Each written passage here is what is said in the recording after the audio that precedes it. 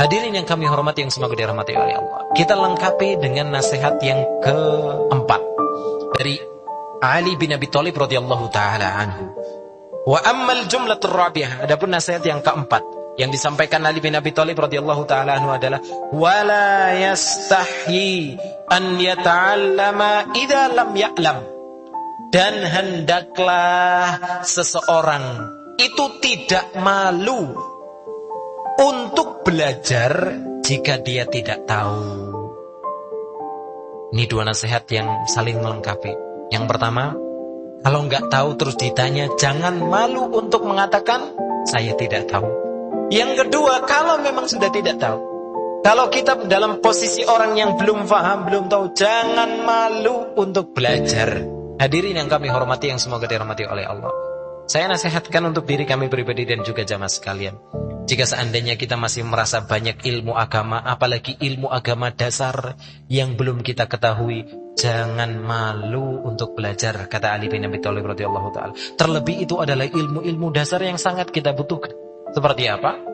Ilmu dasar seperti halnya ilmu tentang sholat. Jangan malu untuk belajar tentang sholat, mulai dari takbiratul ihram sampai salam. Ilmu tentang baca Al-Quran, ilmu tentang bahasa Al-Quran, yaitu bahasa Arab. Jangan malu untuk belajar. Meskipun sudah berumur, jangan malu. Dan saya mendapati banyak dari kaum muslimin yang belajar dan mereka bersungguh-sungguh dalam belajarnya. Meskipun mereka sudah berumur, sudah punya cucu, sudah beruban, mereka masih semangat belajar. Karena memang mereka merasa terlambat sebelumnya, dan mereka bersemangat sebelum ajal menjemput. Mereka ingin berusaha untuk memahami agama ini, agama yang mulia ini. Maka hadirin yang kami hormati, nasihat yang kedua yang disampaikan, nasihat yang keempat yang disampaikan oleh Ali bin Abi Thalib radhiyallahu taala anhu adalah wala yastahi an yata'allama idza lam ya'lam. Jangan sampai malu untuk belajar jika seandainya dia tidak tahu. Apalagi kalau seandainya belajar agama, keberkahannya itu banyak, hadirin jamaah sekalian yang kami hormati. Apalagi kalau belajar agamanya di masjid, maka disitulah tempat di mana diturunkan rahmat oleh Allah Subhanahu wa taala. Disitulah di mana ada ketenangan, ada kenyamanan dan keberkahan dari Allah Subhanahu wa taala, karena didoakan oleh makhluk-makhluk Allah Subhanahu wa taala. Apalagi belajarnya itu di masjid. Hadirin yang semoga dirahmati oleh Allah Subhanahu wa taala, kita lanjutkan sejenak. Syekh Dr. Umar hafizahullahu taala kemudian menjelaskan tentang nasihat yang keempat. Wa sadaqa radhiyallahu taala anhu. Benarlah apa yang disampaikan oleh Ali bin Abi Thalib radhiyallahu taala anhu. Wa kam mana'al haya'u min unasin an yata'allamu. Betapa banyak rasa malu itu mencegah seseorang untuk belajar. Banyak orang yang sudah menjadi korban rasa malu untuk belajar. Malu itu bagus, tapi kalau seandainya malunya dalam kaitannya untuk belajar kebaikan dalam urusan agama, maka ini nggak pas. Malunya tidak sesuai. Dan banyak orang yang akhirnya tidak dapat ilmu karena dia malu. Imma khaufan minal ghalat. Bisa jadi pertama karena dia takut salah.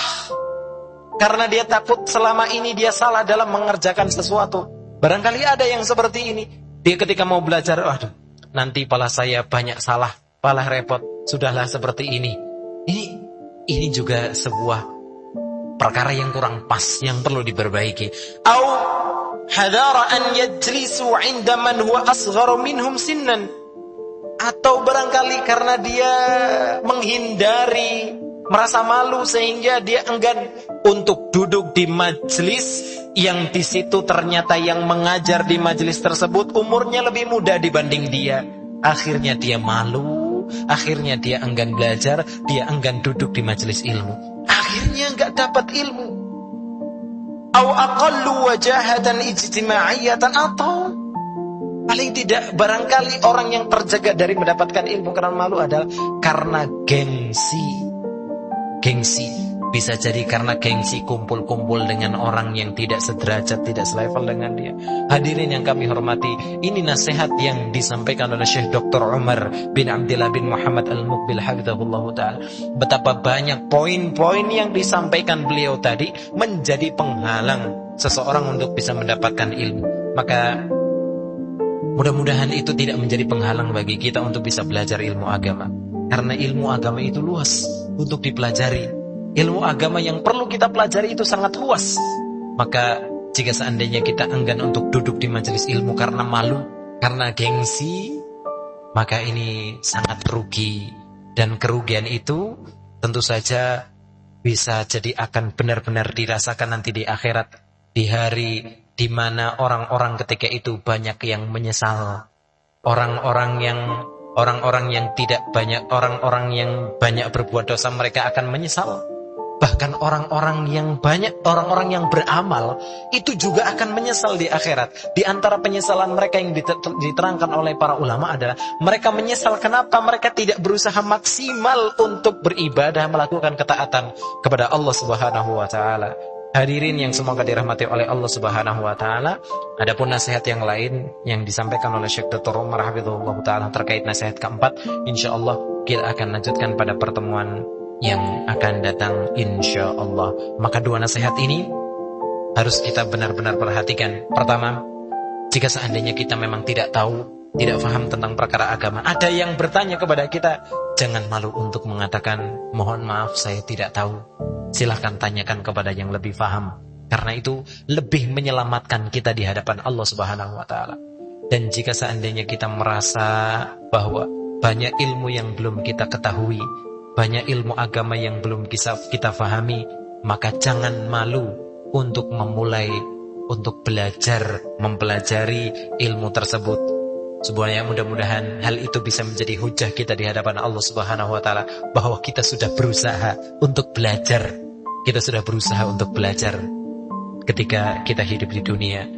Terima kasih atas perhatiannya dan mohon maaf apabila ada kesalahan. InsyaAllah kita akan lanjutkan pada pertemuan yang akan datang. Mudah-mudahan yang sedikit ini bisa menjadi ilmu yang bermanfaat bagi kita, bisa menjadi nasihat bagi diri kami pribadi dan juga jamaah sekalian. Terima kasih atas perhatiannya. Mohon maaf apabila ada kesalahan. Kita tutup dengan doa kafaratul majlis. Subhanakallahumma wa bihamdika asyhadu an la ilaha illa anta astaghfiruka wa atubu ilaik. Wassalamualaikum warahmatullahi wabarakatuh.